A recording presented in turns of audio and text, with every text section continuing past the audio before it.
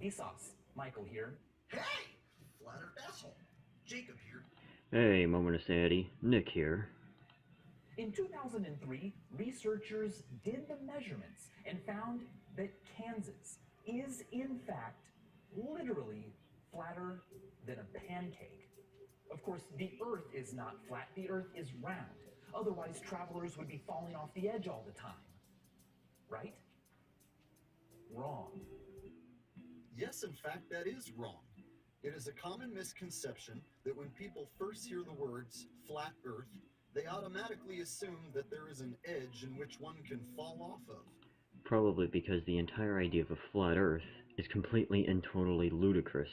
I'm surprised you don't actually realize that, but whatever. Flat Earth logic, I guess. This is in fact false, and literally zero flat earthers believe in an edge to begin with. Most flat earthers believe there is an ice wall or some sort of barrier which holds the oceans inward.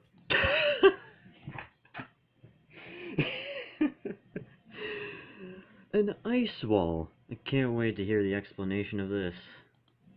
Most flat earthers believe that this is Antarctica, which surrounds the flat Earth 360 degrees around. Thus, this is the reason the Antarctic Treaty was formed, which restricts the public from freely exploring Antarctica. Actually, no, that's not at all what the Antarctic Treaty was about.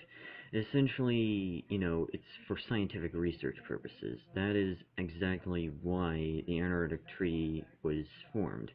It was for research purposes to figure out, what was there on Antarctica and what actually lives there and how it functions and what it's exactly made out of, what it could possibly hold if it holds any kind of fossil evidence. It's not because they wanted to keep the public out of, Antarctica whatsoever. It's just simply due to the fact that they just simply wanted to find out more about this, pretty much nearly inhospitable icy wasteland. So while the USA, Russia, and China may appear to be enemies, they can all somehow to agree to shake hands and join together in an effort to protect Antarctica for quote-unquote scientific research purposes. Ah, yes, because apparently how real life works is that no matter what, you must always be enemies, no matter what, even though you most likely have already gotten over all of the several different things that most likely happened. Yeah, sure. Yeah, because apparently reality just works like that. Might as well just simply start beating up every single person that's ever called me ugly. And oddly enough, the United Nations uses a flat Earth map as their logo. Really? That's your evidence? You really think that just because they use a quote-unquote flat Earth map as their flag is actually evidence for a flat Earth? Really? This is just so disappointing to the point where I don't even feel like trying to respond to this. There isn't like a 3D flag that they can print a 3D Earth on. That's just not how reality works at the moment. Can you see Antarctica on this map? No, because of the fact that it's a top-down view. Most of the time whenever I see a flat Earth map, it's usually from, like, wherever, like, a normal map. Like, you see, like, all the continents, like, side by side next to each other. And of course, what's hilarious is that you can see the curvature, like, in areas, like, right here. Like, you can see the curvature. It's a small amount, yes, but it's not so small to the point where it's unnoticeable. Like, you can still see the curvature. You can't explain your way out of that one. Yeah, exactly. Furthermore, if one were to explore what could be beyond Antarctica, one might find the existence of a barrier, dome, or firmament. If we were indeed in an enclosed system, there would physically be no edge in which to fall off of. Oh my goodness. What is up with these flat earthers constantly coming up with just random explanations for stuff? I mean, first it's an Antarctic wall, now it's a freaking glass dome over the entire planet. How would that even work? Like, I'm just seriously wondering, how in the world does this even make any kind of sense? A freaking glass dome, sure, alright. And an even more interesting possibility would be the existence of more land or other worlds beyond Antarctica. But Or maybe there's like a freaking alternate universe or something like that. Maybe it's heaven and all the gods are there. Maybe this is actually completely and totally nonsense because of the fact that all of this is complete nonsense to begin with. possibility does in fact exist that the Earth is an infinite plane, and thus an end or edge simply does not exist. The possibility of that exists, but it's already been disproven to the point where it's beaten to death. I'm surprised you're still trying to cling on to this whole entire it's an infinite plane. I'm not even going to get into the complications that would arise from an infinite plane being the Earth. Such things would include, if this supposed Antarctic wall were in fact an infinite plane, then I wouldn't really understand how weather would even work properly. I'm pretty sure that would cause the Earth to enter a freaking permanent ice age. Freaking calamity permafrost over here. So, to assume that the Earth has an edge is like assuming that outer space has an edge. So whenever anyone says to me, "Hey Jake, where's the edge of the flat Earth?" I like to look at them and say, "Hey, where's the edge to outer space?" Allow me to quickly let you know, there is in fact an edge to outer space. The thing is that space is constantly expanding, mostly due to the whole Big Bang event. That's pretty much the main basis on how the universe was created. The universe is constantly expanding, and we can see that, through the red shifting of galaxies and whatnot, like all that kind of stuff. Expansion is occurring, so there is in fact an edge. It's just that it's moving so fast, and it's so far away that with our current technology, we just can't reach it in the time frame that you want us to try and reach it to prove it. So, guess we'll have to wait, until we somehow manage to make something that has no mass whatsoever. Can't wait to... Yeah, that's not gonna happen anytime soon. If you're gonna wish for anything like that to happen, then it's not gonna happen anytime soon. I'm not saying it's not gonna happen. It might happen. But as of right now, that could probably destroy the entire Earth. If the Earth was not a ball shape, but was instead a flat disk, like this plate, well, with the right density and thickness, living in the middle could feel pretty normal. But as you moved toward the edge, gravity on a disk Earth would slightly skew, pushing at a greater and greater angle back toward the center. My friend Nick from Yeti Dynamics put together this great simulation. The person and buildings obviously aren't to scale, but check out how such increasingly diagonal gravity would work. Although this is a flat disk, it would feel to a runner headed toward the edge like they were fighting to climb up a steeper and steeper hill. The building foundations behind the runner reflect how you would have to build structures closer and closer to the edge so that people living in them always felt like down was at right angles to the floor, the way we feel it on our big round Earth. Now, as you approach the edge, things would get scary. Remember, this is a flat Earth, but it would feel like a sheer drop-off. What's really cool is that contrary to the don't fall off the edge fear, on a flat world, because of gravity, the scary risk would actually be falling away from the edge and rolling all the way back to the center. Once you stepped over the edge, instead of falling off into space, you'd be able to relax. It would be a nice, level place. This model, of course, neglects the fact that such a planet shape would be impossible. Yeah, not only is it impossible, but it's completely ridiculous. Wait, did you just seriously agree with him? Like, he was saying that the flat Earth shape was impossible, not, this whole entire concept that he was trying to, explain. You're saying that the flat Earth itself was Are you trying to agree with him? Or, I honestly don't even understand this part. This part is literally throwing me for a loop at this point. Literally zero flat earthers believe in gravity to begin with. Ah, yes. Pretty much, if you want to be a flat earther, just simply deny scientific evidence. That's pretty much all you need to do in order to become a flat earther. Deny anything that would automatically refute a flat earth. Because I'm pretty sure if the earth were in fact, flat, then, gravity would automatically turn it into a ball. I think I might have just accidentally explained, like, a future point, but, whatever. Cross that road when it comes, I guess. And literally zero flat earthers believe that the Earth is some disk floating around in outer space.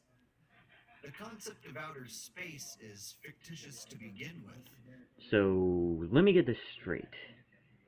You don't believe in gravity, you don't believe in outer space, and you don't believe in a globe Earth, yet for some reason, For some unknown, unexplainable reason, you believe that there is possibly a dome over the Earth is an infinite plane, and that there is a magical ice wall surrounding the entire Earth that's probably guarded by some Illuminati shill group.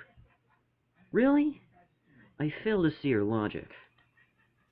And if we were to go above the Earth, 121,000 feet high, you can clearly see that the horizon is flat. Okay, let me just quickly explain this one. 121,000 feet. The reason why he's, saying that is to make it seem like it's this massive distance, when in reality, 121,000 feet is like a freaking drive from my house, like, to Walmart. Like, it's not even that far. Like, if somehow cars could fly at the exact same speed that they are driving, then pretty much we would reach that, like, the current car that I currently have, would be able to reach that place in about like 5 frickin' minutes. So it's not that high. So of course you wouldn't see any noticeable curvature. Second of all, are you absolutely serious? You're using this footage? This footage is so overused in Flat Earth community that it's just almost just ridiculous. It's almost as if it's just kind of refuting itself. Yes, that's right. The horizon is always flat, as in horizontal, horiz. Horiz, horizontal, horizon. They don't call it the curvizon, do they? Are you serious? This is an argument that you're making? Are you absolutely serious right now? This is literally an argument that you're making right now. I'm trying to remain calm, but really, that's your argument? Horizon, horizontal, they don't call it curveism. That doesn't mean anything. It just simply proves how absolutely abysmally stupid you are. See, if you actually looked up the root words for horizon, if you actually, actually believe that Google wasn't some sort of Illuminati group or something like that, you would actually realize that horizon pretty much means, like, a curve of some sort, or a circle. I mean, as it's currently used today, horizon just simply means, like, the perspective of where the sun meets the Earth. That's pretty much what the horizon is, as of, today's kind of terms. Just because you're making this argument doesn't prove a flat Earth, it just simply proves that you are kind of just proving your own stupidity and ignorance at this point. Anything as massive as the Earth, shaped like a flat disk, would, under its own gravity, naturally collapse back into a ball. Anything as massive as the Earth, shaped like a flat disk, would, under its own gravity, naturally collapse back into a ball. Okay, I didn't do any of that. That was all FEA doing that. That was not me whatsoever. I don't even have that level of editing at that point, so, Let me get this straight. If the Earth were flat, due to its own gravity, it would collapse into a ball? Yes. That's exactly how gravity works. How do you not... Really? This man is so stupid that he's literally breaking my own mind at this point. I've never heard of a flat object flat collapsing into a ball. I really wonder if you've ever passed middle school, because right now you're just simply arguing semantics at this point. And at this point, I really don't want to try and argue that, because that is just so confusing that it's confusing how you do not understand proper English and how things actually work to begin with. That is how gravity works. But then again, you don't believe in gravity to begin with, so, why am I even saying this? I'm literally just explaining a non-existent concept to someone whose brain is smaller than that of an electron. Have you? Hey, did you see that flat basketball? Yeah, it collapsed, and it filled up with air. Ah, yes, the watchmaker argument. Classic flat earth argument at this point. That doesn't mean anything at this point. Like, there's a huge difference between, an entire globe, something that's extremely dense. Like, that's kind of how gravity works. It depends on, like, the density of the object that has that gravity. Like, if you really think about it, we kind of have our own kind of gravity with extremely small objects. Like, with larger objects, obviously not, but, you get the entire point. That's exactly how gravity works, but it's a lot different when you're comparing a basketball to something that's as large as the Earth that actually has some form of gravity?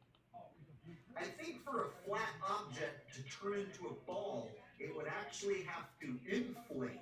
I've never heard of it being flat and then it collapsed and turned into a ball.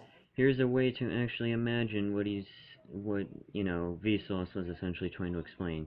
Take like a flat sheet of paper, all you need to do is just simply crumple it up. That's kind of how it works. That's pretty much just how he is explaining how gravity would work, how it would affect a flat Earth. That's kind of how, that would actually kind of function in reality. But, I'm assuming reality doesn't exist, so what am I even saying? And it doesn't make any sense. Flat collapse into a ball? Nah. Ball collapses and turns flat. Yeah, I frickin' knew it. He didn't pass middle school, did he? Get your shit straight, Vsauce. How about you get your shit straight, FEA? How about you do that? Come on, dude. This is why in outer space, everything more than a few hundred miles in diameter is round. Or so we've been told. What if gravity isn't real? What if gravity isn't real? Again? That's FEA doing that. That's not me. I don't even know how to even do that on my editing software, so, whatever. What if gravity isn't real? Then please explain how everything works. Please explain this. Are you trying to make yourself look retarded? I'm actually wondering. What if the Earth is in fact flat and science has been wrong all along?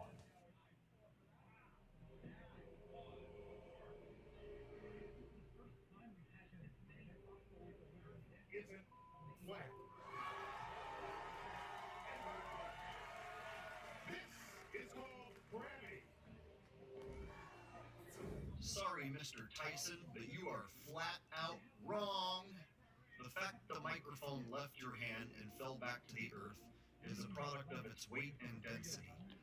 You kind of just refuted your own point right there. I mean, the thing is that the major component in gravity is weight. Like, that's exactly how gravity works. How do you not understand this?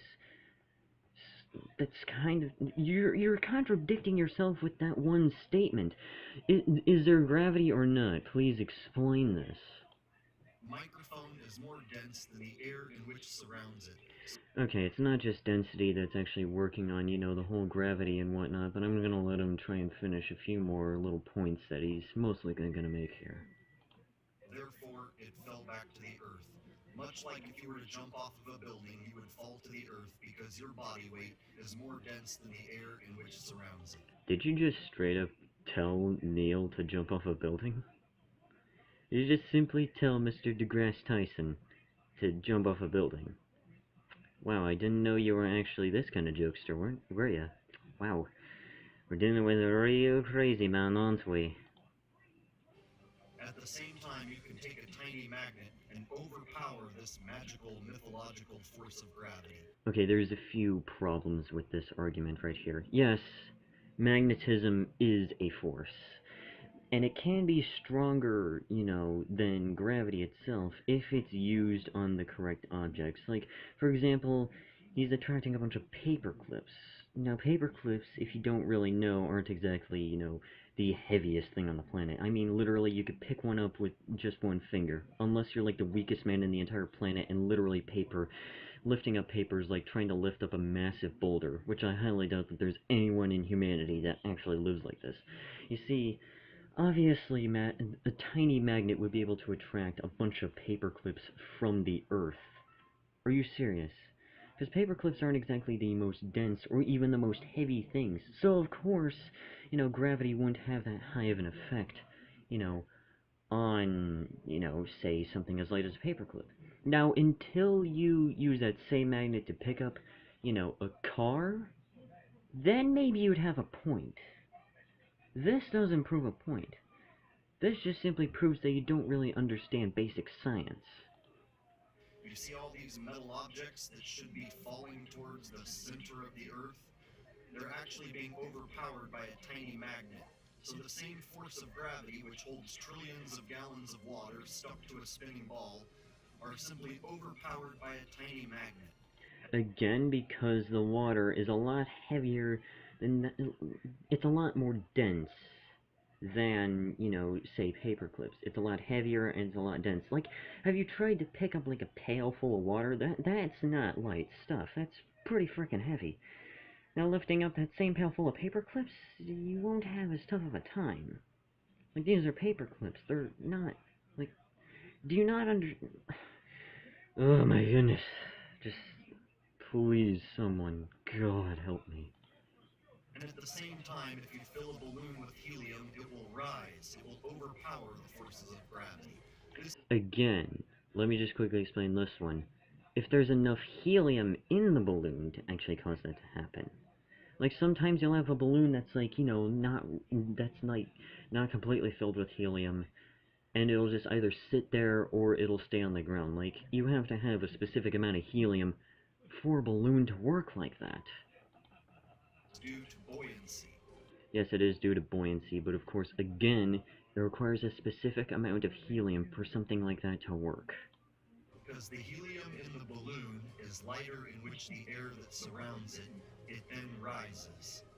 The helium can overpower the weight of the balloon itself and rise. If you were to drop a balloon without any helium in it, it would fall. Or a balloon that doesn't have enough helium. Can you please explain that one? I mean, those balloons, they have some helium in them. Based on your explanation, if they have even the tiniest bit of helium, they should be flying straight into the sky like a jet plane. But that's not what we witness. It's not. Back to the Earth. But once you put helium into the balloon, its contents are lighter than the air in which surrounds it, and it can then overpower the weight of the balloon and cause it to rise. The fact that something falls and the fact that something rises is due to density and buoyancy. Yes, it is due to those things, but those are products, you know, those... Let me just quickly explain this one. Yes, it is due to density and buoyancy, but the thing is that there are other factors in it. Factors that, well, as of right now, I don't really wish to try and explain. I mean, you're just gonna have to try and kind of do a simple Google search on this kind of stuff. It's so freaking simple that you practically don't even need a brain for this kind of stuff. But then again, he doesn't have a brain, so I guess there are exceptions? And nothing else. It is actually very simple. Whereas gravity causes objects to fall towards its supposed center of the Earth, the fact that the center of the Earth has never been proven causes the entire concept of gravity to fall apart. Okay, that's not exactly what the theory of gravity is showing at all. Like, it doesn't say that things fall towards the center of the Earth. It just simply, you know, explains, like, you know, things that have a high enough density are capable of having a stronger gravity. Like, that's what the, you know, law or theory of gravity really is. That's kind of how everything works like that. I mean, just because we haven't, you know, quote-unquote, seen the core of the Earth doesn't mean that it doesn't exist. I mean, the thing is that there are fields of science, such as seismology, that have discovered, you know, things that are below the crust of the Earth.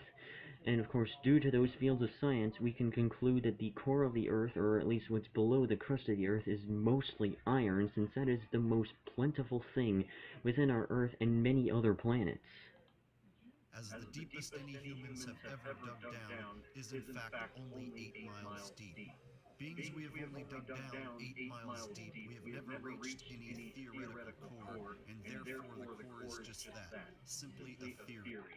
Oh my goodness, I hate it when flat earthers use the whole simply a theory argument, because there's just a really lazy argument to make to begin with. Like, saying something is just a theory is just absolutely ridiculous. There's a difference between something being a theory, like a scientific theory, and a scientific law. A scientific law, you know, describes a natural event. A scientific theory is a logical explanation on a scientific law. So, a theory you know, doesn't mean like what you would, you know, normally mean like a theory would be. But a scientific theory is just simply a logical explanation as of why things happen. Which is why theories can change. So, you know, just a simple explanation for your simple brain. Thus, if the molten core has never been proven to exist, then that means the center of the Earth has also not been proven to exist. If the concept of gravity is constructed around a supposed attraction toward the unproven center of the Earth, then that means the entire concept of gravity itself is baseless and purely hypothetical. Are you absolutely sure about that? Because there are other fields of science, you know, that have proven that a core of the Earth exists. But then again, you probably think that science is some sort of Illuminati group to begin with, so, you know, whatever. I'm actually going to conclude the video right here, because this video has already gone on long enough. 25 frickin' minutes. I've already wasted enough time with this guy. If you guys want me to, you know, continue this video or talk about anything else, leave it in the comments below. I don't really care. And, you know, if you enjoyed today's video, please consider leaving a like. That's very well appreciated. Everyone that leaves a like will receive their very own pet Devourer of Gods. That's right, you're getting a Devourer of Gods as a free pet just for leaving a like. But yeah, again, consider leaving a like, consider subscribing, consider doing all that kind of stuff that you would normally do. And we'll see you guys in the next video. Peace.